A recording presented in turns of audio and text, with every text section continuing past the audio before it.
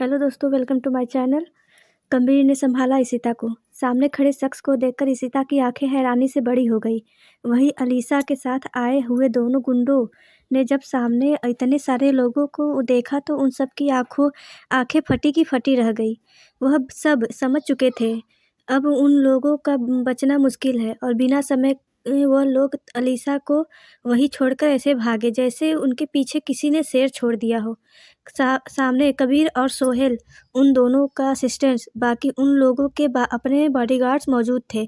कबीर को देखते ही इशिता तुरंत उसके पास गई और उसने उसे कसकर गले लगा लिया। वहीं सोहेल की नज़र अनाया पर चली गई, जो एलेक्स के पास बैठकर रो रही थी। वह भी अनाया के पास आया और तुरंत उसे गले लगा लिया। कबीर ने इशिता की हालत को देखा, तभी इशिता रोते हुए कबीर से कहती है, वह एलेक्स की तबीयत ठीक नहीं है, उसे चोट लगी है। आप प्लीज़ उसे अस्पताल लेकर चलिए, उसे कुछ नहीं होना चाहिए। हमारी वजह से उसे इतनी बड़ी चोट लग गई। अगर वह हमें नहीं बचाता तो आज उसकी जगह हम होते। इशिता की बातों को सुनकर कबीर ने भी एलेक्स को देखा, जो उसे देख रहा था। हालांकि एलेक्स ने अभी तक अपनी आंखें बंद नहीं की थी। उसने तुरंत बॉडीगार्ड को इशारा किया, जिसके बाद कुछ बॉडीगार्ड ने एलेक्स के पास जाकर उसे सहारा देकर गाड़ी में बिठा दिया और अपनी गाड़ी लेकर वहाँ से हॉस्पिटल की तरफ चला गया। तभी इशिता ने कबीर को देखते हुए कहा, मुझे भी एलेक्स के पास जाना है, मैं उसी के पास रहूंगी। इशिता की बातों को सुनकर कबीर उससे देखकर कहता है, नहीं तुम घर चलो, तुम्हारी तबीयत ठीक नहीं है, तुम्हें चोट लगी है और ऐसे में तुम पहले घर चलोगी। एलेक्स को कुछ नहीं होगा, बॉडीगार्ड्स उस पर ध्यान देंगे। कबीर की बातों को सुनकर इशिता जिद करते हुए कहती है, मैंने कहा ना, मुझे एलेक्स के पास जाना है, मैं उसी के साथ रहूंगी। अगर आप मेरे साथ नहीं जाना चाहते तो ठीक है, आप मुझे बता दीजिए एलेक्स कौन से अस्पताल में गया है, मैं खुद चली जाऊंगी, लेकिन मुझे एलेक्स के पास जाना है। इशिता को जिद करते देखकर कबीर ने गहरी सांस ली। वह जानता था अब इशिता को बोलकर कोई फ़ायदा नहीं है, क्योंकि वह एलेक्स को बहुत दिल से पसंद करती है और ऐसे में वो एलेक्स के बिना बिल्कुल नहीं रहेगी, वह भी इस हालत में। उसने तुरंत अपने असिस्टेंट को इशारा किया और इशिता को गाड़ी में बिठाया। तभी उसने अनाया को देखा, जो सोहेल के साथ थी। अनाया के हाथ पैर में भी चोट लगी थी। कबीर सोहेल के पास आकर उसे देखते हुए कहता है, पहले हम इन दोनों को अस्पताल लेकर चलते हैं, उसके बाद इस पर डिस्कशन करेंगे। कबीर की बात सुनकर सोहेल ने उसे देखते हुए कहा, ठीक है, तुम इशिता को लेकर जाओ, मैं इसे लेकर आता हूँ। इतना कहकर सोहेल ने अनाया को अपनी गाड़ी में बिठाया और वहाँ से चला गया। कबीर भी इशिता के बैठने के बाद खुद भी गाड़ी में बैठा और वहाँ से निकल गया। कुछ समय बाद इशिता हॉस्पिटल में आते ही एलेक्स के बारे में पूछने लगी। वह जानना चाहती थी कि वह जानवरों का हॉस्पिटल था, जहाँ पर कई सारे जख्मी जानवर इधर उधर घूम रहे थे। इशिता उन लोगों को देखकर एलेक्स के बारे में सोचने लगी। जिस तरह से एलेक्स के दोनों पैरों में चोट लगी थी, वह याद करके इशिता के आंसू रुक ही नहीं रहे थे। इशिता भागते हुए रिसेप्शनिस्ट के पास आई और एलेक्स के बारे में पूछने लगी। वहीं पर कबीर ने दोनों बॉडीगार्ड मौजूद थे। उन्होंने इशिता को एलेक्स के बारे में बताया। तभी इशिता उन लोगों की बातों को सुनकर उन्हें अनदेखा करके तुरंत एलेक्स के कमरे की तरफ भागी। कबीर भी अब एक इशिता के पीछे पहुंच चुका था। उसने देखा इशिता ऐसी हालत में भी कैसे भाग रही है। तब वह इशिता के पीछे आया। तब तक इशिता रूम के पास पहुंच चुकी थी। उसने देखा वहां पर एक नर्स मेडिकल बॉक्स लिए खड़ी होकर दरवाजे पर डॉक्टर का इंतजार कर रही थी। यह देखकर इशिता उसके पास आकर कहती, एलेक्स कहाँ है? वह यहीं पर एडमिट हुआ है ना, मैं उसकी दोस्त हूँ। इशिता की बातों को सुनकर नर्स उसे ऊपर से नीचे देखने लगी। वह यह जानती थी कि अंदर जिस शेर का इलाज हो रहा है उसका नाम एलेक्स है, क्योंकि बॉडीगार्ड ने पहले ही बता दिया था। लेकिन वह यह देखकर हैरान थी कि एक लड़की उसे अपना दोस्त बता रही है। कहीं ना कहीं नर्स को बड़ा ही अजीब लग रहा था। तभी इशिता ने गुस्से में कहती है, आप चुप क्यों हो? आप मुझसे बोल क्यों नहीं रही हो? बताइए ना, एलेक्स कहाँ है? इशिता को चिल्लाते देख कबीर तुरंत उसके पास आया और नर्स को देखकर कहने लगा, तुम यहाँ से जाओ और डॉक्टर को बोलो आने के लिए। इतना कहकर वो इशिता से कहता है, शांत हो जाओ इशिता, एलेक्स अभी अंदर है, डॉक्टर उसका इलाज कर रहा है और ऐसे में तुम इतना परेशान हो जाओगी तो एलेक्स को तुम्हारी बहुत फिक्र होगी। तुम्हें पता है न, वो दूर से ही हम लोगों की बातें सुन रहा है। और इस समय एलेक्स सब हमसे ज़्यादा दूरी पर नहीं है, तो तुम शांत हो जाओ। पहले यहाँ बैठो, तुम्हारे हाथ-पैर में भी चोट लगी है। मैं उससे पर दवाई लगा देता हूँ। यह कहकर उसने दूसरी नर्स को इशारा करते हैं, जिसके बाद वह नर्स अपने हाथ में मेडिकल बॉक्स लेकर कबीर के पास आ गई। इधर सोहेल भी अनाया को अस्पताल लेकर आ चुका था। उसने अनाया को देखा जो एलेक्स के मिलने के लिए भागे जा रही थी, पर उसके पैर लड़खड़ा रहे थे। ऐसे में सोहेल ने तुरंत अनाया को हाथ पकड़ के उसे अपनी ओर खींचकर कहा, तुम्हारी हालत ठीक नहीं है और तुम ऐसे भागने की कोशिश कर रही हो। सोहेल की बात सुनकर अनाया गुस्से में मुंह बनाकर कहती है, मैंने तुम्हें कितनी बार कहा है मुझसे दूरी बनाकर रखो, और मैं यहाँ पर अपने एलेक्स से मिलने आई हूँ। तुम कोई नहीं होते जो मुझे रोकने वाले। अनाया की बातों को सुनकर सोहेल गहरी सांस लेकर कहता है, देखो मैं फालतू तुम पर चिल्लाना नहीं चाहता, तुम पर गुस्सा करना नहीं चाहता हूँ, इसलिए चुपचाप मेरी बात मानो और सबसे पहले खुद की चोट पर क्रीम लगाओ। चुपचाप यहाँ बैठो, मैं तुरंत मेडिकल बॉक्स लेकर आता हूँ।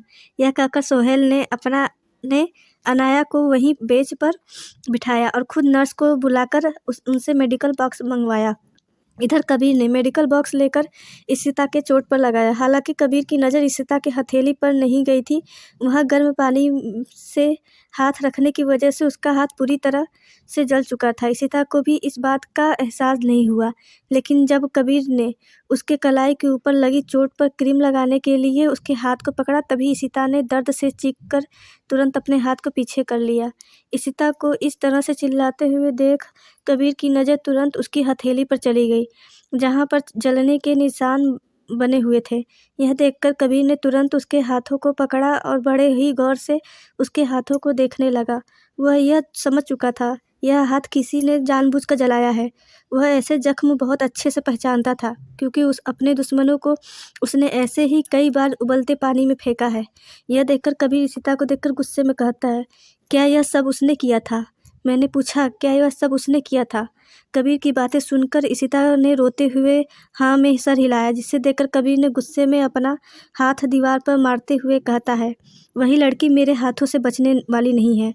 उसने तुम्हें और एलेक्स को, मेरी बहन को तीनों को नुकसान पहुंचाया है, तो उसे भी मरना होगा। कबीर की बातों को सुनकर इशिता रोते हुए कहती है, मुझे एलेक्स की बहुत फिक्र हो रही है। वह ठीक हो तो हो जाएगा ना? क्या मैं उससे नहीं सकती? मुझे उसे देखना है, वह मेरी वजह से इस हालत में है। अगर वह मुझे बचाने नहीं आता तो उसके साथ ऐसा कुछ भी नहीं होता। इशिता की बातों को सुनकर कबीर ने पहले तो उसके हाथों के हर एक चोट पर दवाई लगाई और फिर उसके आंसुओं को साफ करके कहने लगा, देखो तुम्हें मुझ पर भरोसा है ना? मैं कह रहा देखो तुम्हें मुझ पर भरोसा है ना? मैं कह रहा हूँ एलेक्स को कुछ भी नहीं होगा, वह बिल्कुल ठीक हो जाएगा। मैंने उससे बहुत अच्छे तरीके से ट्रेनिंग करवाई है, उसे कुछ भी नहीं होगा। और जब उसके पास इतनी प्यार करने वाली माँ हो सकती है तो भला उसे कुछ एलेक्स को हम कुछ भी नहीं होने देंगे। कबीर की बात सुनकर इशिता मुँह बनाकर कहती है, मैं उसकी माँ नहीं हूँ। मैंने कितनी बार कहा है कि मुझे उसकी माँ मत बनाइए। वह मेरा दोस्त है और मैं वो जानती हूँ, वो मुझसे बहुत प्यार करता है। वह तो मेरे साथ किसी को देखना भी नहीं चाहता है और आप मुझे उसकी माँ बनाने की कोशिश कर रहे हैं। अगर उसे पता चलेगा कि आप मुझे उसकी माँ बना रहे हैं तो वह आपको बिल्कुल पसंद नहीं करेगा। इशिता की बात सुनकर कबीर अपनी आँखें छोटी करके कहता है, क्या प्रॉब्लम है? अगर तुम उसकी माँ बन जाओगी तो क्या हो जाएगा? वैसे भी तो मैं उसका पापा बन रहा हूँ ना, तो तुम उसकी माँ बन जाओ। हम दोनों पति-पत्नी हैं, वो हमारा बच्चा है। बन सकता है। तुम उसकी गर्लफ्रेंड बनने की कोशिश क्यों कर रही हो? वह तो वैसे भी तुम्हारे पीछे पड़ा हुआ है। कबीर की बातों को सुनकर इशिता हैरानी से कहती है, आपके कहने का मतलब क्या है? वो मुझसे प्यार नहीं कर सकता। मुझे खुद उसकी माँ नहीं बनना। आप हमारे बच्चों के बारे में सोचिए, आप उसके बारे में क्यों सोच रहे हैं? मैं उसे अपना बॉयफ्रेंड बना सकती हूँ, लेकिन बेटा नहीं। आप ऐसी बातें मत कीजिए। उसे पता चलेगा तो वो आपको बिल्कुल पसंद नहीं करेगा और आपके पास भी नहीं आएगा, और अगर आपके पास नहीं आएगा तो मतलब वो घर भी नहीं रह जाएगा। तो आप अगली बार मुझे उसकी माँ तो बिल्कुल मत बनाइए। इशिता की बातों को सुनकर कबीर की आँखें छोटे होते ही जा रही थी। वह असिस्टेंट जब दोनों की बातों को सुन रहे थे तो उसको काफ़ी ज़्यादा हँसी आ रही। वह दोनों लड़ने के चक्कर में यह भी भूल गए थे कि वह लोग बात क्या कर रहे हैं। वहीं जब उसने देखा कि कबीर कुछ ज़्यादा ही गुस्से में आ रहा है, तब वह माहौल को शांत करके कहता है, मैडम सर आप दोनों शांत हो जाइए, एलेक्स का भी ऑपरेशन हो रहा है। ऐसे में अगर उसे आप दोनों की झगड़ने की आवाज़ सुनाई देगी तो वह भी गुस्से में आ जाएगा और डॉक्टर को अपना इलाज भी करने नहीं देगा। असिस्टेंट की बातों को सुनकर कबीर ने उसे देखा, वही इशिता मुँह बनाकर दरवाजे की तरफ देखने लगी। वैसे भी कबीर की बातों को सुनकर उसका मूड और ज़्यादा खराब हो चुका था। एक तो पहले तो वो बेचारी अपने एलिस को लेकर परेशान थी और कबीर ने ऐसी बातें कहकर उसे और ज़्यादा परेशान में डाल दिया था। इधर सोहेल मेडिकल बॉक्स लेकर अनाया के पास आया तो उसने देखा अनाया नज़रें नीचे करके रो रही थी। वह जानता था अनाया एलेक्स को बहुत पसंद करती है और ऐसे में उसे खोने से डर रही है। उसने तुरंत अनाया के पास आकर मेडिकल बॉक्स बगल में रखा और फिर उसके बगल में बैठकर उसके सर को अपने सीने में छुपाकर उसे गले लगा लिया। इस समय अनाया को उस किसी के सहारे की ज़रूरत थी। ऐसे में सोहेल के अलावा उसे कोई भी नहीं सँभाल सकता था। अनाया सच में बहुत ज़्यादा दुखी थी। वह अभी किसी से लड़ना नहीं चाहती थी। बस वह किसी को कसकर गले लगाकर रोना चाहती थी। सोहेल को गले लगाते ही अनाया ने कसकर उसे गले लगाया और फूट-फूट कर रोने लगी। अनाया को इस तरह से रोते हुए देखकर सोहेल को न जाने क्यों बुरा लग रहा था। वह तुरंत अपना हाथ उठाकर उसके सर पर रखा और फिर उसे चुप कराने की कोशिश करने लगा। कुछ देर बाद डॉक्टर एलेक्स का इलाज करके आईसीयू रूम से बाहर निकलकर कबीर के पास आ गई। तभी इशिता और कबीर दोनों ही डॉक्टर को देख रहे थे। डॉक्टर ने मुस्कुराते हुए कबीर से कहा, मिस्टर खन्ना, एलेक्स बिल्कुल ठीक है। उसके पैर की हड्डी टूट गई थी, लेकिन हमने उस पर सर्जरी कर दी है। कुछ दिन तक उसे चलने में दिक्कत होगी और हो सके तो 3-4 दिन बाद उसे चलाने की कोशिश कीजिएगा ताकि वह अपने पैर को सीधा कर सके, वरना वह हमेशा के लिए अपाहिज बन जाएगा। डॉक्टर की बातों को सुनकर इशिता कबीर को देखने लगी।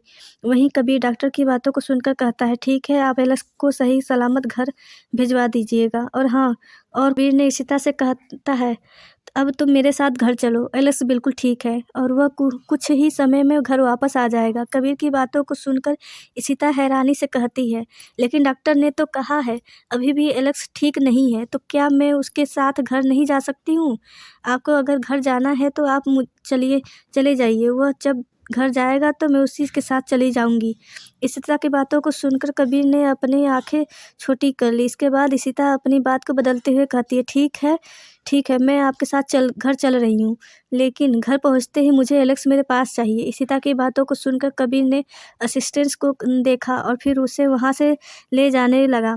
तभी वह असिस्टेंट कबीर के पास आकर कान में धीरे से कुछ कहा, जिसे सुनने के बाद उसने कदम वहीं रुक गए। इधर सोहेल अनाया को संभाल रहा था। वह रोते-रोते ही उसकी बाहों में सो चुकी थी। जब उसने कबीर और कोशिता के बात के साथ देखा तब वह तुरंत अनाया को बेंच पर बिठाकर इशिता के पास आ गया। उस बीच में अचानक से कबीर को कुछ याद आया और वह तुरंत सोहेल को देखकर कहने लगा, मुझे कुछ ज़रूरी काम याद आ गया है, इसलिए मैं इस समय इशिता को तुम्हें सौंप रहा हूँ। फिलहाल के लिए इशिता तुम्हारे घर पर रहेगी। मैं इसे लेने के लिए तुम्हारे घर आ जाऊँगा। एक बात याद रखना, कुछ लोग अभी भी हमला कर सकते हैं, तो तुम्हें संभाल कर रहना होगा। मेरे दुश्मन के साथ-साथ तुम्हारे भी कई दुश्मन हैं। अगर उन लोगों ने तुम्हारे साथ मेरी बहन और इशिता को देख लिया तो मुसीबत आ सकती है। कबीर की बात सुनकर सोहेल अपनी आँखें छोटी करके कहता है, लेकिन इस समय तुम कहाँ जा रहे हो? वह भी इशिता को छोड़कर, जबकि तुम इशिता को छोड़ते हैं इसलिए, वरना मैं खुद इशिता को यहाँ तुम्हारे पास छोड़कर नहीं जाता। वैसे तो मैं अपनी बहन को भी साथ लेकर ही जाता, पर फिलहाल के लिए मैं मजबूर हूँ, इसलिए कुछ बोल नहीं रहा हूँ। यह कहकर कबीर इशिता को देखकर कहता है, और तुम जब तक मैं नहीं आ जाता हूँ तब तक सोहेल के पास रहोगी। एलेक्स की फिक्र बिल्कुल भी मत करना, एलेक्स बिल्कुल ठीक है और वह जैसे ही पूरी तरह से ठीक हो जाएगा मैं तुम्हें उससे मिलवा दूँगा, लेकिन तब तक तुम बाहर नहीं निकलोगी, और अगर मैंने तुम्हें बाहर निकलते हुए देखा तो मुझसे बुरा कोई नहीं होगा। यह कहकर कबीर गुस्से में असिस्टेंट के साथ वहाँ से चला गया। कबीर को इस तरह से जाते हुए देख सोहेल की इशिता से कहता है, तुम देखा नहीं इस हालत में भी वो तुम्हें छोड़कर चला जा रहा है, जबकि मैं उसकी बहन को संभाल रहा हूँ और वह मेरी बहन को संभालने की बजाय बाहर जा रहा है। उसे तो इस समय अपने काम को छोड़ना चाहिए था। सोहेल की बातों को सुनकर इशिता मुस्कुराते हुए कहती है, लेकिन भाई मैं उन्हें बहुत अच्छे से जानती हूँ।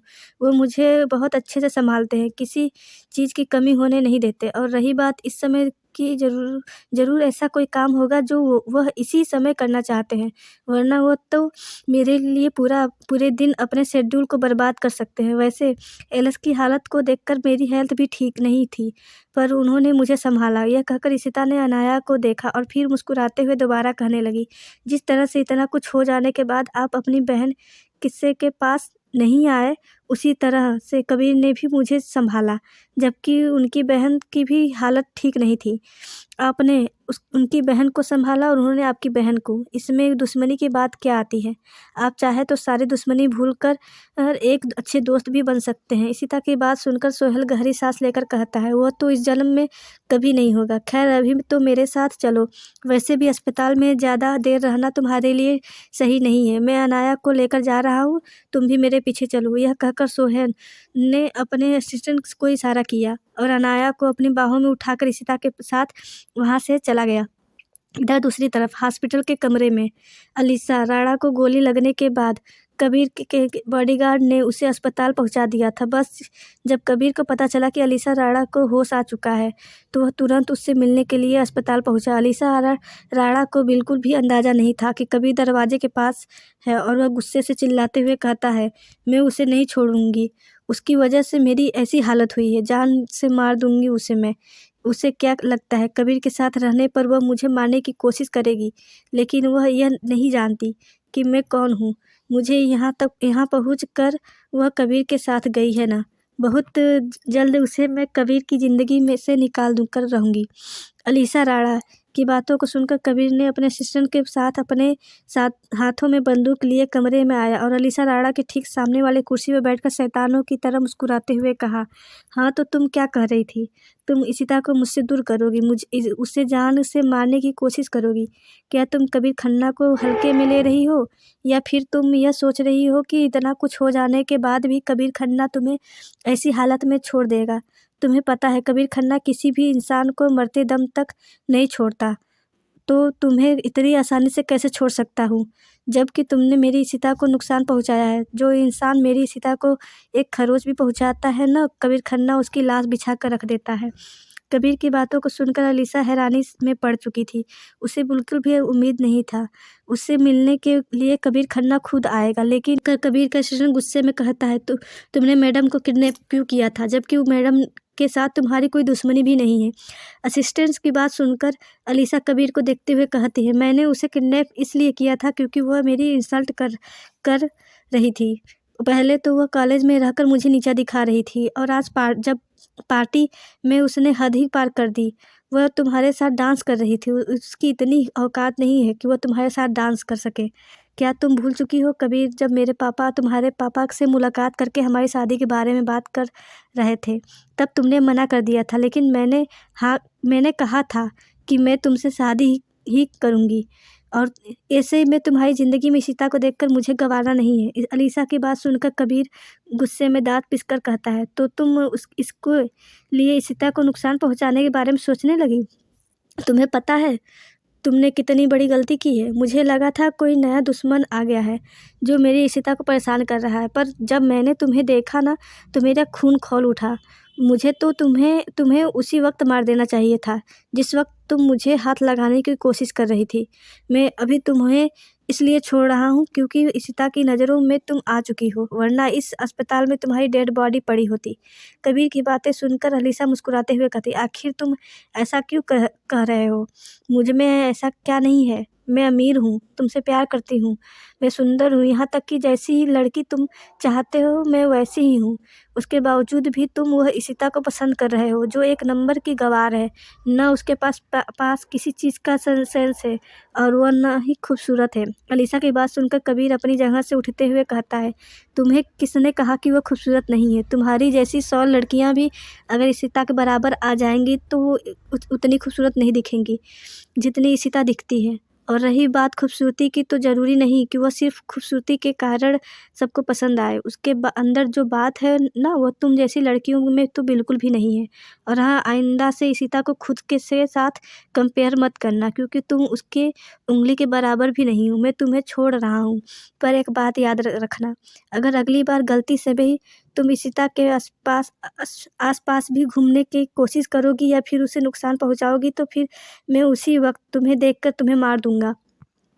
एक बात याद रखना, कबीर खन्ना जो बात एक बार अपनी ज़ुबान से कह देता है, उसे वह करता है नहीं है।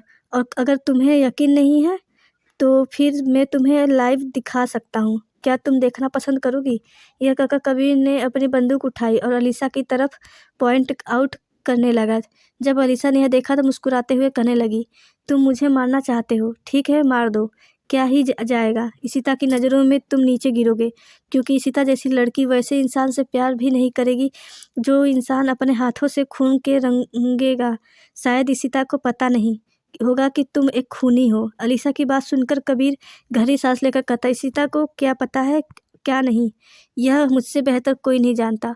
तुम्हें क्या लगता है इशिता ने तुम्हारे ऊपर ऐसे ही बंदूक उठा दी थी? पहले तो वह अपने हाथों में या फिर उस दूसरे के हाथों में भी बंदूक देखना नहीं चाहती थी, लेकिन अब मेरे साथ रहते रहते वो भी चुटकी बजाते ही बंदूक उठा सकती है। तो सोचो, मैं तुम्हें मार भी दूँगा तो उससे क्या ही फ़र्क पड़ेगा? वह तो और खुश हो जाएगी, कम से कम कोई उसे परेशान नहीं करेगा। कबीर की बातें सुनकर एलिसा उसे देख रही थी और असिस्टेंट कबीर की बात पास आकर कहता है, सर, इन जैसी लड़कियों से ऐसे सीधी बातें करने का कोई फ़ायदा नहीं है। मैं तो कहता हूँ इसे टपका दीजिए, हमें ही शांति मिलेगी, वरना ये मैडम को कुछ न कुछ परेशान करेगी। असिस्टेंट की बात सुनकर कबीर शैतान भरी नज़रों से अलीसा को देखकर कहता है, तुम बिल्कुल ठीक कर रहे हो। मुझे भी ऐसा ही लग रहा है। लगता है इसे अपनी जान प्यारी नहीं है, इसलिए ये बार-बार मेरे सामने इशिता को मारने के बारे में बात कर रही है, जबकि इसे पता है इशिता को कुछ भी होगा तो मैं उसे छोड़ने वाला नहीं हूँ। आज तो तुम्हारे कंधे पर गोली लगी है, अगली बार सीधे तुम्हारे सीने पर गोली लगेगी और फिर तुम अपने खानदान का भी चेहरा नहीं देख पाओगी। यह बात कबीर खन्ना की याद रखना। यह कहकर कबीर गुस्से में अलीसा को देखकर वहाँ से चला गया। जब असिस्टेंट ने यह देखा तो उसने भी अलीसा को देखकर मुँह बनाया और फिर कबीर के पीछे चला गया। इधर दूसरी तरफ सोहेल इशिता और अनाया को घर लेकर पहुँच चुका था। अनाया को अपने कमरे में सुलाने के बाद वह इशिता के पास आकर बैठ गया। इशिता चुपचाप सोफे पर बैठकर कबीर का इंतज़ार कर रही थी। तभी सोहेल उसके पास आकर कहता है, क्या तुम कॉफ़ी पियोगी? सोहेल की बात सुनकर इशिता उसे देखते हुए कहती है, नहीं, मैं उनका इंतज़ार कर रही हूँ, मुझे घर जाना है। इशिता की बात सुनकर सोहेल मन ही मन मुस्कुरा रहा था। वह यह देखकर पहले तो हैरान हुआ था कि कबीर इतना कुछ गलत कर रहा है। उसके बावजूद भी इशिता उसके साथ रहती है, पर वह वहीं न कहीं वह यह समझ रहा था कि कबीर भले ही दूसरे को साथ बुरा बर्ताव करता होगा, भले ही दूसरों को जान से मारने की धमकी देता होगा, लेकिन अब उसकी बहन को रानी की तरह रखता होगा, क्योंकि जिस तरह से इशिता कबीर के पास रहने की बात करती है, उससे यह साबित होता है कि वो उसके साथ कुछ गलत नहीं हो रहा है। यह सोचकर वह मुस्कुराते हुए इशिता के सर पर हाथ रखकर कहता है, तुम्हें पता है, पहले तो मैं सोचता था कि तुम कबीर के साथ रहकर बहुत बड़ी गलती कर रही हो। पहले तो मैं सोचता था शायद कबीर ने तुम्हें धमकी देकर अपने पास रखा होगा, लेकिन जिस तरह से तुम उसके बारे में बात करती हो, उसके साथ रहना चाहती हो, उससे यह तो साबित होता है कि तुम कबीर से दूर होना नहीं चाहती हो। अगर ऐसे ही बात है तो मैं तुम्हें अपने घर लाने की ज़िद नहीं करूँगा। अब मैं चाहूँगा तुम जब चाहो यहाँ आओ। अगर बाई चांस कभी भी तुम्हें खन्ना परिवार ने परेशान किया या फिर तुम्हें घर से निकाल दिया, तो यह सोचना, तुम्हारा भाई तुम्हारे लिए आज भी ज़िंदा है और हमेशा तुम्हारे साथ रहेगा। यह घर तुम्हारा है और हमेशा तुम रहेगा। कभी भी यहाँ आ जाना। सोहेल की बात सुनकर इशिता सोहेल को गले लगाकर मुस्कुराते हुए कहती है, पता है भाई, जब आपने अनाया को अपने पास रखा था ना, तो मुझे आपसे नफ़रत होने लगी थी। मैं सोच रही थी आखिर क्यों मेरा भाई ऐसा गलत काम कर रहा है। फिर एक दिन अनाया ने मुझे कुछ समझाया कि जो उसके भाई ने किया है, वह मेरे भाई ने भी किया है। अनाया ने समझाने के बाद मुझे लगा शायद मैं गलत सोच रही थी। आप दिल के बहुत अच्छे हो और आप यह सब सिर्फ़ मेरे लिए कर रहे हो। मैं आपसे मिलना चाहती थी और ऐसा नहीं है कि कबीर मुझे आपसे मिलने के लिए मना करते हैं। वह मुझे कहते हैं, अगर तुम्हारा मन है तो भाई से मिल आओ, लेकिन मैं नहीं मिलती थी। मुझे लगता था कि आपके पास अनायक है, तो क्या कबीर को अपनी बहन की याद नहीं आती होगी? यह भी तो उसकी बहन है से मिलना चाहता होगा और जब भी वह अनाया से मिलने जाते हैं, आप दोनों झगड़ा करने लगते हैं। तो क्या आप सच में अपनी दुश्मनी ख़त्म नहीं करना चाहते हो? क्या हम खुशी-खुशी नहीं रह सकते? इशिता की बात सुनकर सोहेल को मुस्कुरा रहा था। अचानक से उसकी मुस्कुराहट तुरंत गायब हो गई और वह उसी वक़्त इशिता को खुद से दूर करके कहता है, देखो मैं कबीर को उसकी बहन से मिलने नहीं के लिए कभी नहीं रुकूँगा। यहाँ तक कि अगर अनाया को भी अपनी फैमिली से मिलना है तो वह मिल सकती है और अब मैं चाहूँगा कि वह हमेशा के लिए अपने परिवार के पास चली जाए। मेरी वजह से उसकी ज़िंदगी बर्बाद हो, यह मुझे अब पसंद नहीं। और दूसरी बात, हमारी और कबीर की दुश्मनी वह तो कभी ख़त्म नहीं होगी। कुछ ऐसी बात होते हैं जो ज़ख्म पर नमक छिड़कने के बराबर होती है और ऐसे में मेरी और कबीर की काफ़ी सालों पुरानी दुश्मनी है, जैसे हम कभी ख़त्म नहीं करेंगे। हमारा ये रिश्ता जो भी हो, लेकिन हमारी दुश्मनी वैसे की वैसी ही रहेगी। तुम अब कबीर की पत्नी हो। मैं चाहकर भी तुम्हारे सुहाग को कुछ कर नहीं सकता हूँ, लेकिन हाँ, इतना याद रखना, कबीर को कभी माफ़ नहीं करूँगा। सोहेल की बात सुनकर इशिता को हैरानी से उसे देख रही थी, लेकिन इससे पहले कि वह कुछ कहती तभी कबीर असिस्टेंट के साथ घर के अंदर आते हुए कहता है, तुम्हें किसने कहा कि तुम मुझे माफ़ करो? माफ़ तो मैं तुम्हें नहीं करूँगा। तुम्हें क्या लगता है बातें सिर्फ़ तुम्हें करनी आती है? यह मत भूलो, गलती तुमने भी की है और उस गलती को सुधारने का मौका मैंने तुम्हें कई बार दिया था, पर तुमने एक ही बार-बार अपने पैरों पर कुल्हाड़ी मारकर गलती को आगे बढ़ावा दिए। अब यहाँ मेरी पत्नी के सामने बैठकर उसे अपनी तरफ करने की कोशिश कर रहे हो। आखिर सच बताना है कि तो पूरा सच बताओ ना। अपनी तारीफ़ करके मेरी बुराई करके तुम क्या साबित करना चाहते हो? यही कि कबीर खन्ना इस दुनिया में सबसे बड़ा बुरा इंसान है, जो किसी की परवाह नहीं करता, जो हर एक दिन किसी न किसी को जान से मारता रहता है। कबीर को वहाँ देखकर इशिता सोहेल से दूर होकर उसके पास चली गई और उसे समझाते हुए कहने लगी, नहीं आप गलत सोच रहे हैं। ऐसा कुछ भी नहीं है भाई, तो मुझे आपके बारे में कुछ भी बुरा नहीं बोल रहे थे। वो बहुत अच्छे हैं, आप उन्हें गलत क्यों समझ रहे हो? आपको पूरी बात नहीं पता, इसलिए आप उन्हें गलत समझने की कोशिश कर रहे हैं। आप पहले मेरी बात सुनिए। इशिता की बातों को सुनकर कबीर गुस्से में उसका हाथ पकड़कर चिल्लाते हुए कहता है, मैं कुछ नहीं सुनने वाला हूँ। तुम मेरे साथ मेरे घर चलो। यहाँ रहने की कोई ज़रूरत नहीं है। मैं ही पागल था, तुम्हें इसके साथ यहाँ भेज दिया। वैसे भी उसने मेरी बहन तो मुझसे दूर कर ही दिया है, अब तुम्हें भी दूर करना चाहता हूँ। लेकिन इससे क्या लगता है कि इतनी आसानी से इसके जाल में फँस जाऊँगा? कभी नहीं, मैं इसे कभी माफ़ नहीं करूँगा। यह हमेशा के लिए मेरा दुश्मन बना रहेगा और तुम मिस्टर सोहेल मित्तल, आइंदा से अगर मेरी पत्नी के आस-पास भी रहने की कोशिश की ना तो तुम मुझसे बुरा कोई नहीं होगा। यह कहकर कबीर गुस्से से इशिता को वहाँ से लेकर जाने लगा। कबीर इशिता को वहाँ से लेकर जा ही रहा था कि तभी अचानक से कबीर का दूसरा हाथ किसी ने पकड़ लिया। पहले तो इशिता को लगा जैसे सोहेल ने कबीर का हाथ पकड़ा हो, पर जैसे ही इशिता और कबीर ने पीछे मुड़कर देखा तो वहाँ अनाया मौजूद थी, जो नम भरी आँखों से कबीर को ही देख रही थी। अपनी बहन को अपने सामने ऐसी हालत में देखकर कबीर का हाथ इशिता से दूर हो गया और वह अनाया को देखने लगा।